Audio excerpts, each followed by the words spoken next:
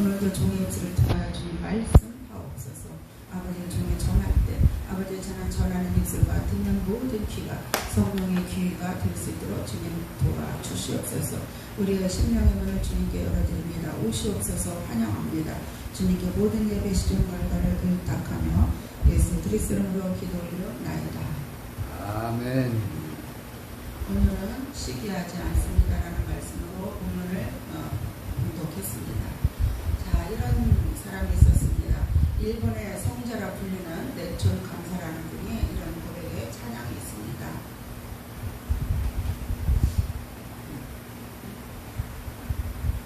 자, 이분이 늘 감사하는 것이 있었는데 이분이 지은 곡인데 곡을 부르지만 가사를 한번 의미해 보겠습니다. 1절에 나는 가난함도 슬프지 않고 남의 부유함도 부럽지 않나니 예수님을 생각하고 나는 오직 감사한 마음이 넘칠 따름이라. 2절에 보니까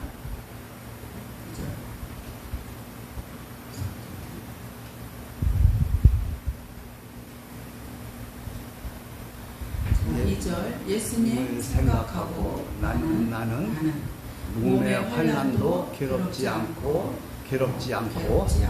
환난도 괴롭지 않고 괴롭지 않다고 고백하며 또 그 행복도 사모하지 않나니 예수님 생각하고 나는 오직 평강과 만족만 있을 따름이라.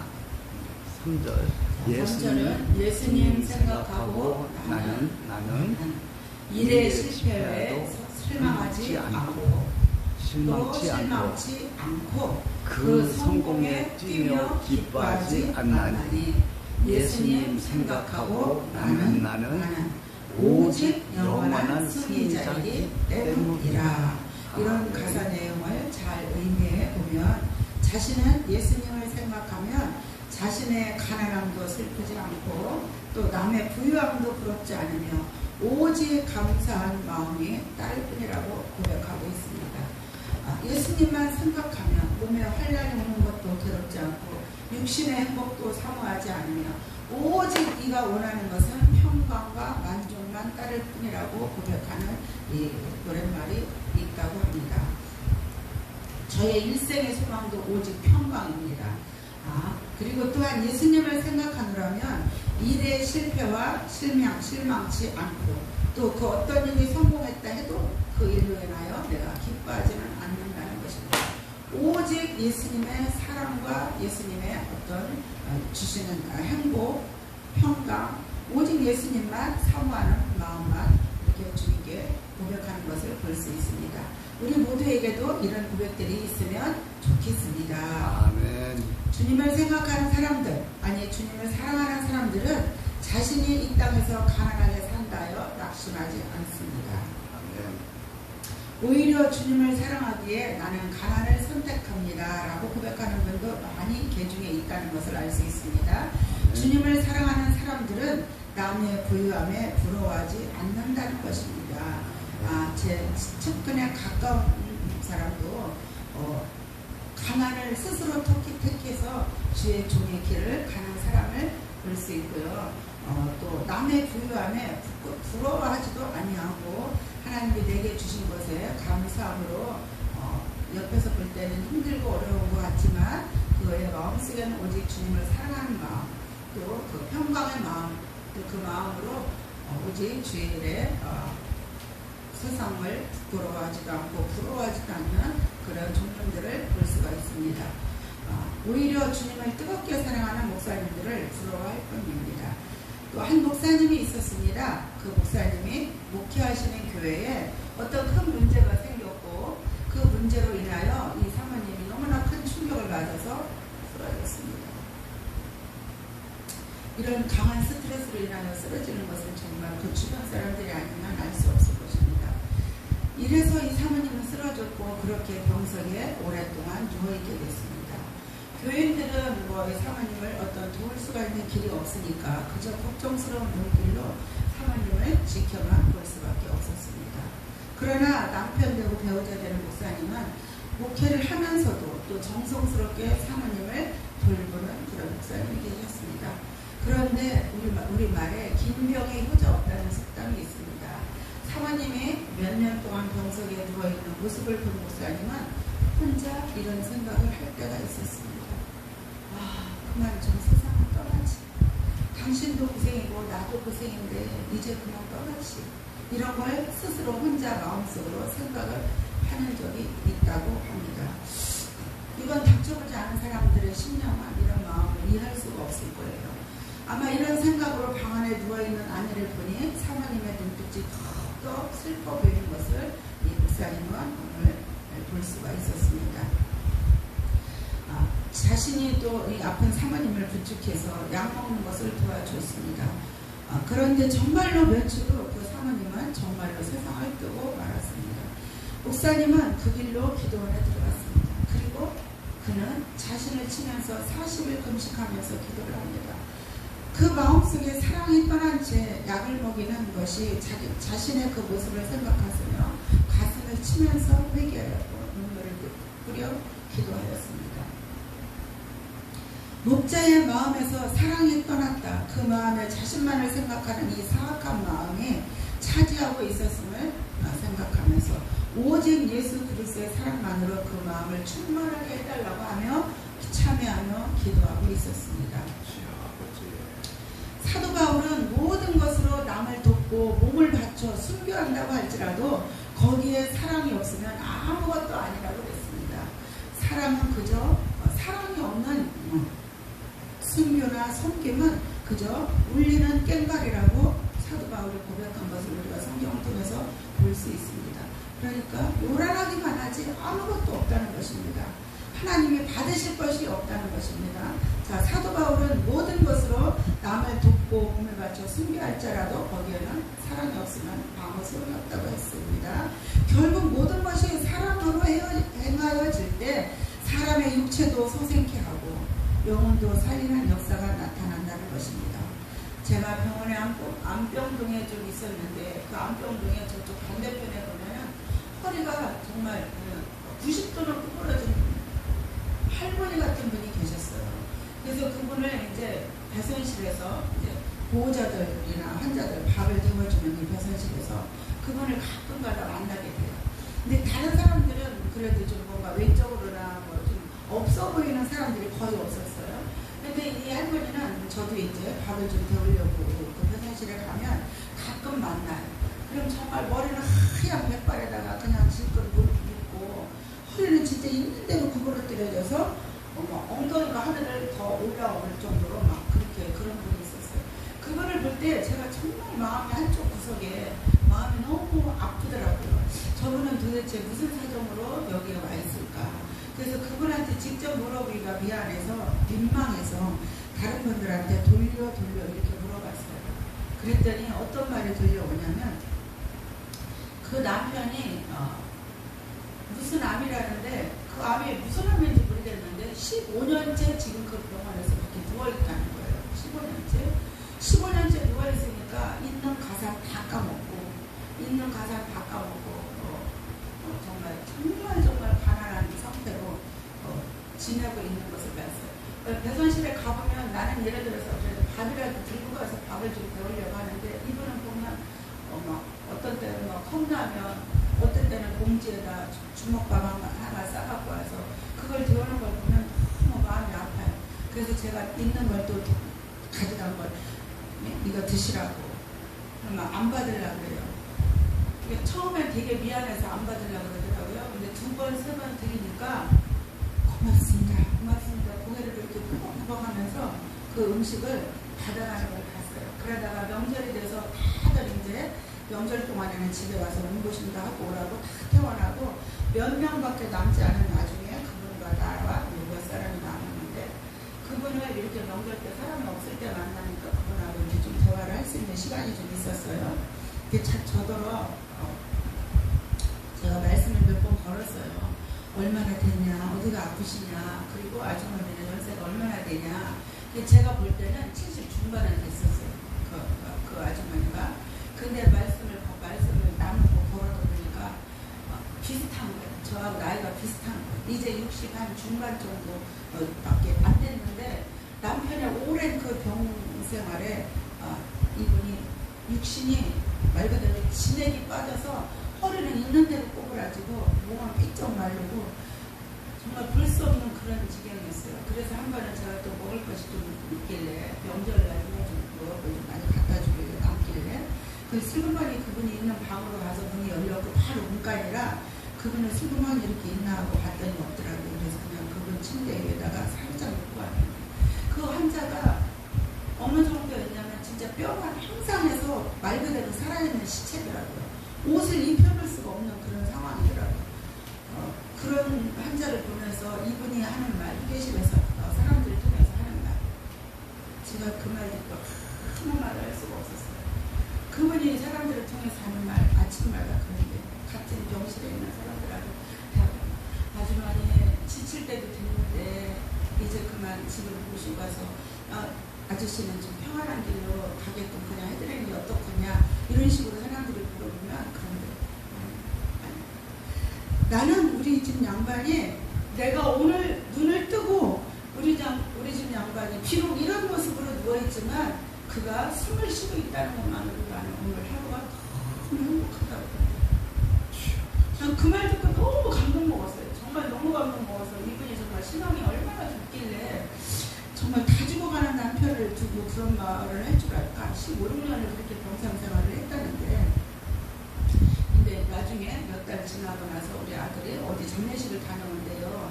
장례식을 다녀온다고 그러는데 말을 하는 거 보니까 그분인 거예요. 그분이 이제 몇 달 후에 돌아가신 거예요. 가보니까 자식은 아들 하나밖에 없고 두 부부는 16년 동안이나 병상생활을 했으니까 주변의 사람들은 다 떠나가고 아무도 없는 거예요.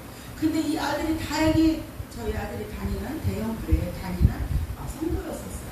그래서 교회 성도라도 좀 몇 명 왔었고 그 중에 또 이제 저희 아들하고 연령대가 비슷하니까 같은 남성 회에 있었나 봐요.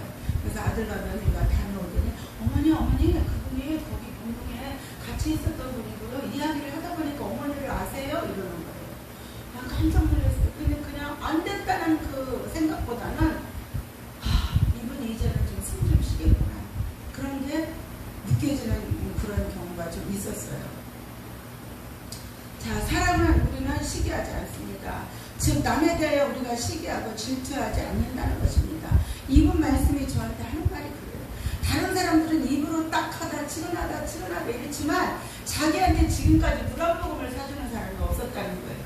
먹을 거 하나를 나눠주는 사람이 없었다는 거예요. 그러나 좀 제가 교만한 것 같지만 저는 먹을 거 이게 이제 동면성면이라는 거나 같은 마음 같은 이런 어떤 것을 갖다 보니까 그분의 사정을 제가 눈에 보이는 거예요.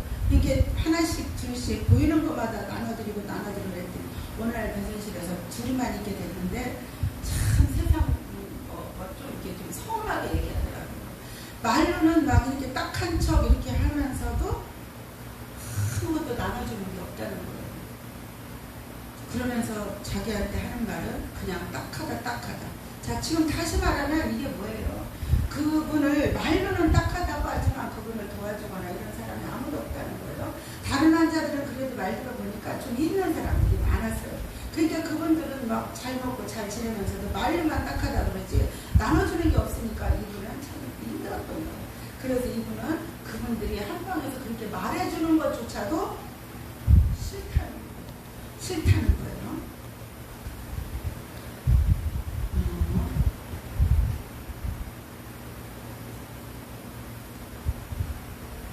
자, 사랑은 오래 참아주는 거라고 합니다. 자, 또 성경의 말씀하고는 사랑은 모든 이들에게 친절하다고 말합니다. 그리고 오늘 마음에 새겨할 말씀은 바로 사랑은 시기하지 않는다는 거예요. 오늘 제가 이 간증한 것은 물론 나눠주지도 않지만 같은 안병동에 있는 동료이면서도 그분을 좀 이렇게 안 좋게 보는 그런 경우가 있다는 것입니다. 그리고 아주 사랑은 시기하지 않고 즉 남에 대하여 시기하고 질투하지 않는다는 것을 말합니다. 아주 순진하고 깨끗한 어린 영혼들이 가장 먼저 배우는 죄의 악습이 무엇인 줄 아십니까? 바로 시기 질투입니다. 저도 이제 자녀를 키워볼 때 본 느낌이고 지금은 손주들을 이렇게 보면 조카나 손주들을 보면 이상하게 가르치지 않았는데 이 손주들이 말을 배우면 엄마 아빠 다음으로 배우는 게 욕이더라고요. 엄마 아빠 다음으로 배우는 게 욕이더라고요. 안 가르쳐줬는데도. 그리고는 엄마의 사랑을 독차지하려고 하는 이런 경우를 많이 보고 있어요. 조카들이나 손주들 보면 막내를 더 이뻐하면 그 막내까지 같이 미워해요. 엄마도 미워하고 그 막내까지도 미워하고 그런 경우를 종종 볼 수 있어서 저는 먼저 자녀를 키운 입장에서 가끔 이제 옆 사람한테 그런 얘기를 해요. 아이 보는 데서 형을 나무라지 마라. 동생 보는 데서 형을 나무라지 마라. 그리고 항상 동생 보는 데서는 형을 좀 지켜줘라. 이런 식으로 좀 제가 여러 번 말을 했는데 그들이 듣기에는 어떻게 들었는지 잘 모르겠습니다. 자, 아담 이후로 타락한 인간의 영성에는 마귀의 속성, 마귀의 성질은 7가지 죄성이 뿌리박혀 있음을 우리는 알아야 할 것입니다. 오늘 이 7가지 죄성 중에서 오늘 우리가 배워야 하는 것은 질투성에 대해서 오늘 배워보겠습니다. 첫째, 이제 이 7가지 죄악성에는 이제 첫 번째는 교만성, 두 번째는 포악성, 세 번째는 같이요 음란성, 네 번째는 아집성, 다섯 번째는 질투성, 여섯 번째는 태만성, 일곱 번째는 거짓성. 이런 죄성이 여러 가지가 있습니다. 오늘 우리가 공부할 것을 질투성이라는 걸 하겠습니다. 남에 대하여 시기하고 질투하는 모습, 또 남에 대하여 헐뜯고 샘내는 것, 흘기는 눈, 심술 부림 등등이 해당된다고 합니다. 오늘 제가 기도하는데 흘기는 눈까지도 하나님이 싫어하시더라고요. 저한테 가르쳐 주는 게 그리고 가장 제가 젊어서 어려운 시절에 좀 마음속에 무엇을 많이 품고 살았냐면 두고 보자 막 너무 내가 그분한테 상대할 수 있는 어떤 그런 위치는 못 되고 억울하고 불안한 마음에 마음속으로만 두고 보자 이런 때가 몇 년이 오래 있었거든요. 근데 어느 날 성령 체험을 하고 성령님께서 하시는 말씀이 그 두고 보자라는 그 말조차도 하나님이 저를 엄청 책망하시더라고요. 그 두고 보자가 하나님 보시기에는 엄청 나쁜 죄악이었었습니다. 자, 오늘 성경은 우리에게 이러한 마음들을 버리라고 해요. 자, 눈을 기는 거, 심술 부리는 거, 두고 보자. 자, 로마서 13장 13절에 보면 낮에와 같이 단정히 행하고 방탕과 술 취하지 말고 음란과 호색하지 말며 쟁투와 시기하지 말고 라고 했습니다. 또 야고보 3장 14절에 보면 자, 같이요. 너희 마음속에 독한 시기와 다툼이 있으면 자랑하지 말라. 진리를 거스려 거짓하지 말라. 이 말씀을 하니까 제가 부끄럽습니다. 자, 또 고린도전서 13장 14절에 함께합니다. 자, 시작. 사랑은 투기하는 자가 되지 아니하며 라고 기록되어 있습니다. 우리 영속에 뿌리박혀 있는 이 질투성은 남이 잘 되는 것을 아주 싫어한다는 것입니다. 즐거워하는 자들로 함께 즐거워하고 우는 자들과 함께 울라고 예수님은 말씀하셨는데 우리의 습성은 남을 잘 되는 것을 보지 못하는 습성이 너무나 많이 있다는 것입니다. 지난주 말씀같이 마귀의 습성이 우리 안에 자리잡고 있는 것이 많이 있습니다. 이 말씀처럼 사람이 우는 자와 함께 울어줄 수는 있습니다.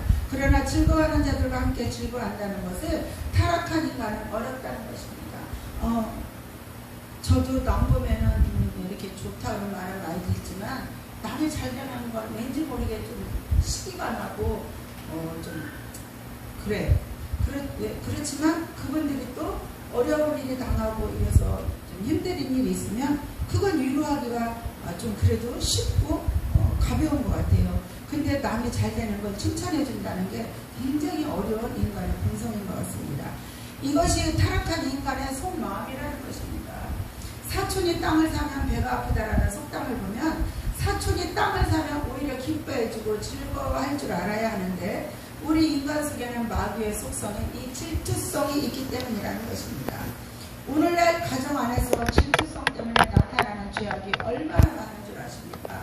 자녀들 중에서도 형과 동생을 비교하고 또 형은 착실하고 공부도 잘하는 반면에 동생은 언제나 사고만 치고 그런 아이라고 한다면 부모님은 어떻게 합니까? 네 힘 좀 봐. 넌 도대체 누구 닮았니? 너 커서 도대체 뭐가 되려고 그러니? 이 아이를 이렇게 나옵니다. 이 아이 결단코 잘 자라지 않아요.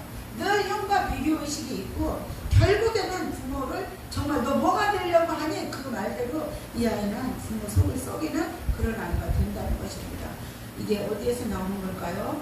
비교의식, 시기 때문에 이 아이는 결코 바르게 자랄 수가 없다는 것입니다. 그래서 우리가 이 언어 하나, 말 한마디도 우리 자녀들 할 때 정말 축복의 언어들로 저 같은 경우는 좀 자랑하는 것 같지만 자녀들한테 야단을 치면 아유 예수 잘 믿으려마 이 부자들로마 막 이렇게 저는 애들한테 그런 식으로 애들을 좀 야단 치고 싶으면 그렇게 했어요. 어느 날 교회에서 목사님 그렇게 가르쳐 주더라고요. 애들한테 혼내키려면 막 세상적인 언어들을 욕하지 말고 기왕이면 축복하는 언어로 애들을 말해줘요. 이 부자들로마 이 예수 잘 믿으려마 목사들로마 뭐 이런 식으로 아이들을 말해줘요. 그래서 그 뒤로부터는 그게 굉장히 하려고 하니까 어색했어요. 안 하던 뭐 세상 욕을 하다가 그런 욕이지만 축복으로 바꿔서 이렇게 말을 하다 보니까 그게 굉장히 어색했어요. 근데 이제 하는 저희도 어색했지만 하다 보니까 그게 익숙해져요. 지금은 몇십 년이 됐으니까 어느 누구를 봐도 내가 모르는 아이를 봐도 좀 마음에 안 드는 행동을 좀 보여도 아유 너 예수 잘 믿을 놈이구나 너 부자들로 갔다 이러고 말하면 아이들을 뻥쳐서 이렇게 쳐다보고 교회를 다니는 아이들을 그 눈치를 채요. 근데 그러나 이제 좀 그런 경우가 있고요. 저는 지금까지는 이제 이런 것도 말도 이런 식으로 이제 했더니 아이들이 변해요. 막 아까 너 누구 닮았니? 너 뭐 되려고 그러니? 이렇게 말하는 것보다는 예수 잘 믿으려마 목사 되려마 이 부자 되려마 이렇게 욕을 바꿔서 하니까 아이들이 일단 변하기 시작하더라고요. 제가 경험하면 변하기 시작하고 오늘날은 정말 자랑스러운 아이들로 잘 자라준 걸 주님께 영광을 돌립니다. 이런 소리를 들은 동생은 그렇게 말하는 부모님도 미워하지만 절대로 그 형을 좋아하지 않아요. 그래서 결국은 형과 가인과 아벨같이 형과 마음을 다른 길을 야곱과 에서같이 형제가 분리되는 경우가 참 많이 있습니다. 사람들은 자기가 소유하고 있는 것과 남이 소유하고 있는 것을 비교해 보면서 자신이 남보다 떨어지거나 부족함을 느낄 때 질투성의 지배를 받기가 쉽습니다. 네, 남이 하다못해 형제만도 나보다 더 좋은 거, 큰 거 가지고 있으면 솔직히 질투가 나요. 그게 저 같은 경우도 아직도 못 나서 형제를 만나고 돌아오면 그게 며칠 봐요. 며칠 지나야 그때 그 질투성을 좀 생각을 잊어버릴 때가 가끔 있어요. 그런데 지금은 이제 뭐라 그래야 되나, 내가 좋은 걸 가져서 그러는 게 아니라 말씀에 자꾸 비춰지니까 내 마음에 평강만 있으면 돼. 평강에 예수만 있으면 돼. 이런 마음으로 지금 바꿔가고 있습니다. 사람들은 자기가 소유하고 있는 것과 남이 소유하고 있는 것을 비교해보면 자신의 모자람을 자꾸 부족하게 느껴지고 남의 것이 우리 속담 마냥 남의 떡이 커 보이는 게 있습니다. 자신과 함께 경쟁 상대가 성공하게 되고 자기보다 더 크게 대접을 받고 또 명예가 높아지거나 존경을 받으면 그 마음 가운데 은근한 질투심이 나타난다는 것입니다. 첫 번째, 어떤 친한 두 남자가 있었습니다. 이 두 사람은 같은 대학을 나왔고 같은 회사에 들어가게 됐어요. 그리고 몇 해가 지나서 그 중에 한 사람이 먼저 승진을 하게 됩니다.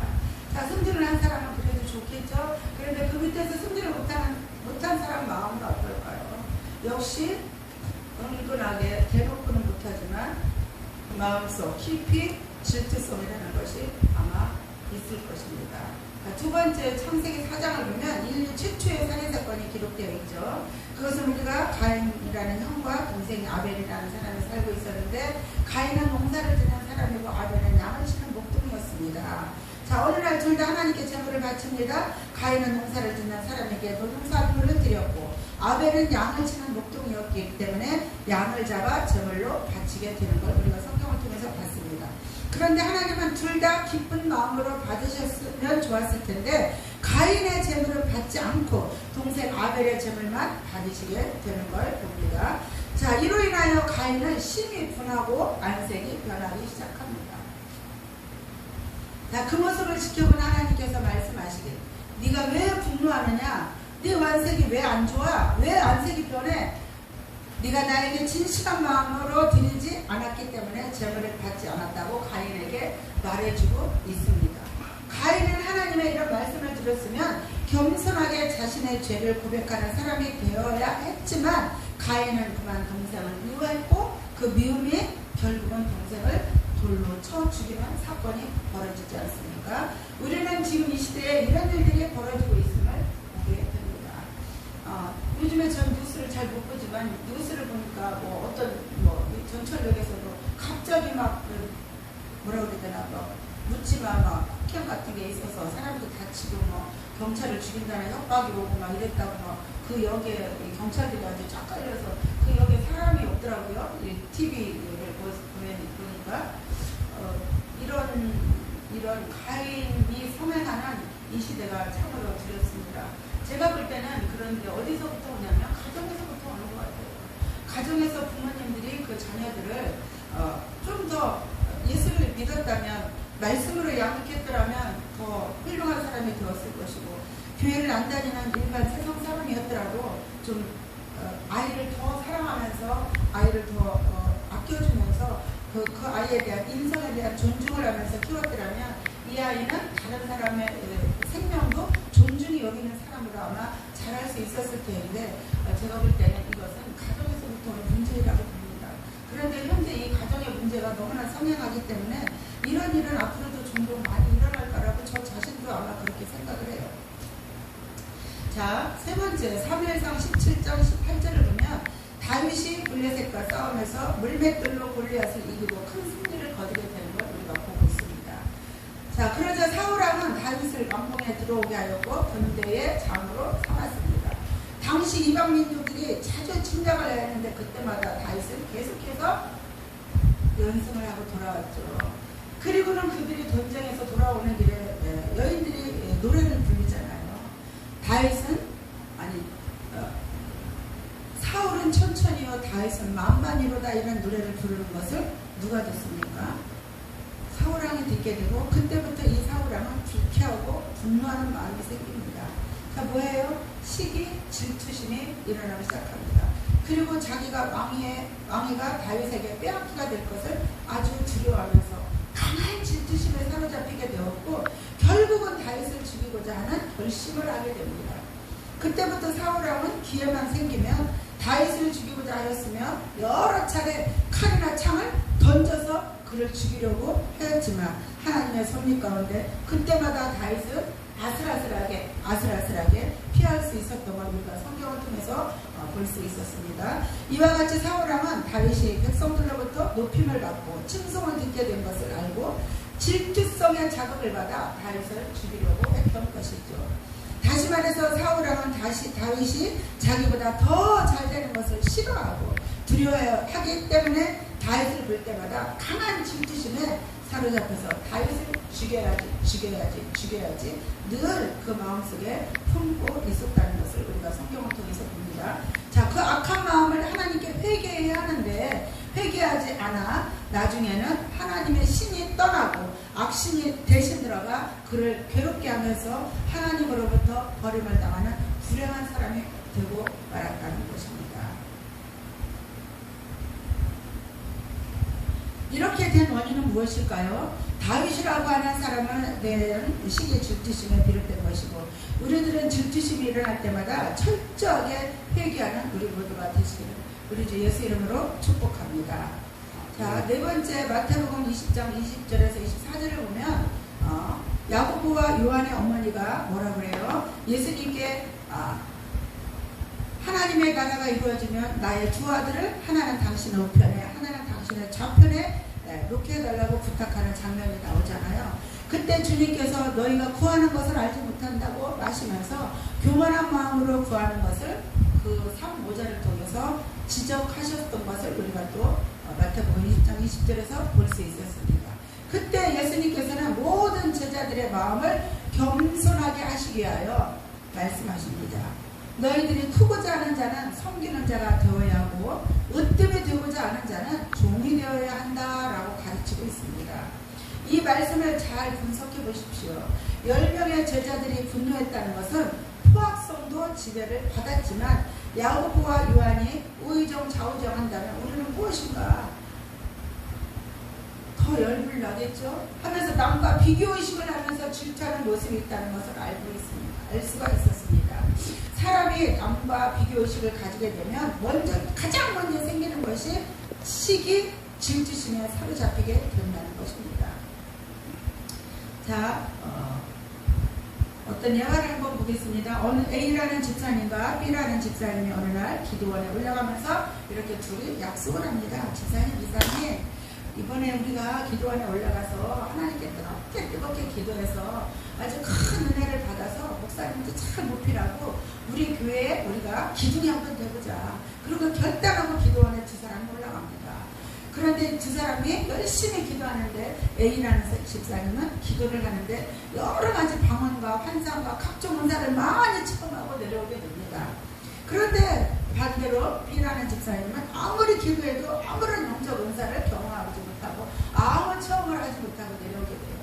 자, A라는 집사님이 내려오면서 동실동실 기분이 좋아지고 B라는 집사님은 온갖 자랑을 하면서 집사님 내가 기도하는 중에 항상을 보았다고 자랑삼아 이야기를 하는 이 사람을 보고 B라는 집사님은 속으로 말하기로 은사만 받으면 뭐해? 인격이래야죠. 이렇게 말하는 거예요. 이런 모습들이 다 무엇입니까? 다 시기, 질투성에 치료받는 모습인 것입니다. A라는 집사님은 B라는 집사님에게 딱 눈치가 가서 아무것도 못 받았으면 아무런 이야기를 안 했으면 좋았을 것을 또 B라는 집사님은 인성이 당신도 역시 A를 지금 인성이 없다고 시기하지만 당신 역시도 인성이 있다면 아우 집사님 그랬어? 어머 좋았겠다. 칭찬해 줄 수도 있었던 문제예요. 그러나 서로 입으로는 말하지 않지만 마음속으로 시기하고 질투하는 이런 모습을 보면 연합하는 모습은 아닌 것 같습니다. 아무리 좋은 은사와 어떤 하나님의 은혜를 입었다 할지라도 그것이 사람들에게 인정받지 못하고 존경받지 못한다면 이것조차도 이 집사님이 말과 같이 각종 은사보다는 제일 먼저가 인격이에요. 저는 지금 와서는 제가 사람을 볼 때 가장 먼저 보는 게 그 사람의 인격을 봐요. 솔직히 인물은 둘째인 것 같은데 제 경험으로는 대화를 몇 번 이렇게 주고받다 보면 그 사람 속에서 나오는 말투, 억양, 그 부드러운 톤 이런 거를 이렇게 좀 제가 집중적으로 들어요. 집중적으로 들으면서 이분은 보기에는 좀 외적으로는 이래도 이 사람 안에는 어떤 그 인격이 있구나, 인성이 좋으시구나, 성품이 좋으시구나, 말 그대로 화되는 것을 조절할 수 있는 능력이 있는 사람이구나, 이런 것들을 저는 솔직히 먼저 봅니다. 자, 여러분, 사람은 시기하지 않습니다. 라고 하는 그 하나님의 말씀을 우리는 알지 못한다는 거예요. 성경을 통해서는 이 말씀을 성령 9가지 열매를 통해서도 있지만 교회에서 이 말씀을 많이 듣지만 정작 우리가 생활 속에서는 이 말을 이해하지 못하고 이 말을 적용하지 못하고 사는 경우가 너무나 많이 있다는 거예요. 자, 이 말을 한 번만 더 들어봅니다. 요한복음 3장 22절에 보면 세례 요한의 빛된 모습을 한번 보십시오. 예루살렘에 가까운 에논이라는 곳에서 사람들에게 세례를 주고 있었습니다. 그런데 예수님과 그의 일행도 유대 땅으로 오셔서 그 근처에 세례를 주게 되었던 거예요. 그런데 사람들이 예수님과 그의 제자들에게 많은 사람들이 몰리게 된 것입니다. 이때 세례 요한의 제자들은 마음이 상당히 불편했겠죠. 왜 우리 스승님한테 세례를 받던 그 많은 사람들이 다 예수님 저쪽 예수라는 사람한테 갔을까라는 어떤 시기, 질투성이 강하게 올라왔을 것입니다. 그래서 선생님에게 말합니다. 선생님, 사람들이 모두 다 예수라는 사람과 그의 제자들에게 있는 곳으로 가서 세례를 받고 있다고 합니다. 그때 세례 요한의 모습은 이렇습니다. 나는 그리스도가 아니야. 그의 앞에 보내심을 받은 자 할 사람이 바로 나와 너희가 아니냐? 나는 흥하여야 하겠다. 그는 흥하여야겠고 나는 세워야 한다. 이 땅에 아마 육신의 이 몸을 입은 사람은 이런 말을 도저히 할 사람이 단 한 사람도 없을 것 같아요. 그러나 이 세례요한은 오늘 그리스도를 보고 그는 흥하여야겠고 나는 세워야 하고 나는 단지 그분을 앞에 와서 그분을 안내할 자라고만 오늘 제자들에게 말하고 있는 것을 봅니다. 그는 흥하여야 하겠고 나는 세워야 하리라. 이것이 바로 나의 무익한 종으로서 그저 해야 할 일을 했을 뿐이라고 오늘 고백하는 아름다운 이 세례 요한의 종의 자세가 바로 우리가 본받을 점이 아닌가 싶습니다. 자, 남이 많이 가진 것으로 인하여 부끄러워하지 말고 다른 사람과 경쟁의식을 버려야 할 것입니다. 있는 그대로를 인정할 줄 알아야 하는 것입니다. 사실 저도 요즘에 마음이 많이 좀 힘든 게 뭐냐면 이게 자꾸 이게 비교가 돼요. 왜 나는 점점 기울어질까?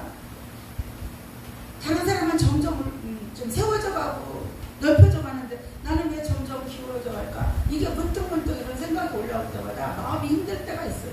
그럴 때 마음을 이제 스스로 다잡는 것은 그래. 세상 모든 것이 다 나를 떠나간다고 해도 난 예수만 계시면 돼. 내가 예수를 버리지 않고 예수님이 나를 놓아주지만 않았는데 요즘에는 이런 마음으로 저 스스로를 위로할 때가 많이 있습니다. 자, 어떤 사람에게 5달란트, 어떤 사람에게 2달란트, 어떤 사람에게 1달란트를 주고 가는 것을 우리 성경을 통해서 보죠. 그런데 사람은 자신이 가지고 있는 것으로 만족하지 못하고 꼭 남의 것을 부러워하는 성향이 있어요. 이게 바로 저예요. 죄송해요, 하나님. 그러다 보니 그런 것을 질투심에 사로잡히는 경우가 많이 있다는 것입니다. 그래서 저는 누구를 만나는 게 싫어요. 자꾸 비교의식이 되고 내가 작아지는 것 같아서. 자, 또 사랑하는 성도 여러분, 자신을 헐뜯고 비난하는 그런 원수 같은 사람이라 할지라도 예수님께서 우리에게 보여주시고 가르쳐주신 사람은 바로 그를 끌어안을 수 있는 것입니다. 그러나 지금은 세상이 어때요? 너무나 물질 만능주의 시대에 살고 있다면서 사람들의 마음에 굉장히 메말라 있고 강박되어 있어요. 내 가족도 끌어안기 어려운데 하물며 이웃에 있는 약하고 병든 사람들 결코 돌아보지 않으려고 그래요. 그런데 주님이 원하시는 것은 나보다 더 힘들고 어려운 사람들을 끌어안으라는 거예요. 자, 그런데 우리는 어떻습니까? 남에 대해서 이야기를 할 때 보면 남에 대해 좋은 점을 이야기하기보다는 남을 비방하는 이야기를 하지는 않습니까? 아까 제가 병원 이야기했지만 그 많은 사람들이 그분과 오랜 시간을 병상에서 한 달, 2달, 몇 달씩 있다 퇴원해서 또 만나고 이게 몇 년이래요. 그런데도 그분에 대해서 그런 남편이 아침에 눈 떠서 남편이 살아있다는 것만 봐도 감사하다는 그분의 말이 참 뭐라 해야 되나, 우리말로 은혜는 됐다고 하지만 그분들을 향하여 아무것도 내미는 것이 없다는 거예요. 손을 내미는 것이 없다는 거예요. 자, 그런 사람이 지금 참 많이 있습니다. 오히려 그 사람에 대해서 비판하고 정죄하고 있지는 않는지 저와 여러분 한번 살펴보는 시간 되기를 바라요. 자, 비판을 받지 않으려거든 비판하지 말라. 어찌하여 내 형제의 눈 속에 있는 티는 보고 내 눈 속에 있는 들보는 깨닫지 못하느냐. 예수님께서 말씀하신 걸 우리가 봅니다. 또 내 눈 속에 들보가 있는데 어찌하여 형제에게 말하기를 내 눈 속에 있는 티를 빼게 해라 이렇게 말합니다. 이 외식하는 자여 먼저 내 눈 속에 있는 들보를 빼어라. 그 후에 밝혀보고 형제의 눈 속에 있는 티를 빼리라. 많아요. 정말 이런 경우가. 내 눈에 들보가 있는지 모르고 남의 눈에 이 티 하나 요만한 거 있으면 그거 갖고 지적하고 판단하고 정죄하면서 그거를 빼야 된다고 말하는 그 자신은 자기 눈에는 엄청난 들보가 있다는 것을 그렇게 말하는 사람들은 못 깨닫는다는 거예요. 그것이 제가 주변에서 보면 너무 그분이 안타까운 것을 많이 봅니다. 사람들은 대체적으로 자신의 많은 죄를 바라보지 않고 남의 실수나 또 부족한 것만을 가지고 험담할 때가 많다는 것입니다. 그래서 우리들의 모습을 보면 남에 대하여 좋은 점을 말하기보다는 남이 그러다고 잘못됐다고 이야기할 때가 많이 있는 것을 볼 수 있습니다. 이것은 그만큼 우리들이 악으로 기울어져 있는 것을 볼 수 있는 모습입니다. 바로 저와 여러분이 이런 모습은 아닌지 한번 뒤돌아보는 시간 되기를 부탁드립니다. 자, 영적으로 성숙한 사람들의 특징을 보면 좀처럼 남을 비난하지 않습니다. 남에 대하여 험담도 하지 않습니다. 남에 대하여 시기하지도 않습니다. 왜냐하면 자신은 그 사람보다 더 추악한 죄인임을 알게 때문입니다. 자, 우리 모두 다 시기 질투하지 아니하시기를 우리 주 예수님의 이름으로 부탁드립니다. 자, 사랑하는 성도 여러분, 우리는 신약 성경 중에서 마태복음이나 마가복음이나 누가복음이나 또 요한복음 이 사금복음서를 통하여 성경을 보게 되면 예수님께서 많은 병자들을 고쳐주실 때마다 예수님을 오히려 비난하는 사람들이 있었어요. 그러나 그 아픈 사람 입장에서 고침을 받았을 때 얼마나 기쁘겠어요. 얼마나 기쁘겠어요. 병에서 노임받는 것 같이 기쁜 일이 세상에 또 어디 있겠어요. 제가 경험한 거는 정말 돈보다 내가 건강하게 최고라는 거를 많이 느껴요. 또 우리나라 속담도 있지만 돈을 잃으면 작게 잃은 것이요 병들은 것은 다 잃은 거라고 하는 그런 속담이 있더라고요. 어떤 목사님 나한테 누차 전화할 때마다 그 얘기를 해요. 원장님 그렇다고 이렇게 누차 이야기를 하는데 지금은 전화가 또 끊겨서 알아요. 예수님께서 많은 사람들에게 귀신을 쫓아주는 일을 행할 때마다 예수님을 비난하는 사람들이 많았다는 것입니다. 그들이 바로 누구예요? 당시에 오히려 예수님을 높이고 칭찬해야 되는 종교 지도자들이 있었다는 것입니다. 하나님의 일을 하고 있는 종교 지도자들, 바리새인, 서기관, 율법사들입니다. 그들은 누구보다도 하나님의 말씀을 알고 있었던 사람들이었습니다. 그래서 이분이 하는 행동을 보면 구약에 예언했던 것들을 행하는 것을 이렇게 보면 그분을 예수님으로 인정하고 하나님의 아들 구세주로 온 걸 좀 받아들였으면 좋았을 텐데 오히려 이 종교 지도자들이 예수님을 하나님을 모독했다라고 예수님을 박해하는 모습을 우리가 성경을 통해서 많이 봤습니다. 그래서 결국은 그들은 예수님을 시기, 질투로 인하여 미움으로 인하여 결국에는 십자가에 죽이는 일을 자행했던 것을 서슴지 않고 자기들은 의로운 일을 했다고 했지만 결국 어땠어요? 하나님을 죽이는 이런 지경까지 가게 되지 않습니까? 자, 성도 여러분, 예수님 당시에 하나님 보시기에 순수하지 못하고 진실하지 못했던, 그래서 언제나 이중적인 마음을 품었던 그 종교 지도자들의 그 악한 마음이 혹시 내 속에, 우리 속에도 있지는 않는가? 한번 여러분과 나를 한번 살펴보는 시간 되겠습니다. 그래서 우리도 깨어있지 아니하면 다시금 예수님을 십자가에 못 박아 죽이는데 앞장서서 행동할 수 있다는 것을 알아야 합니다.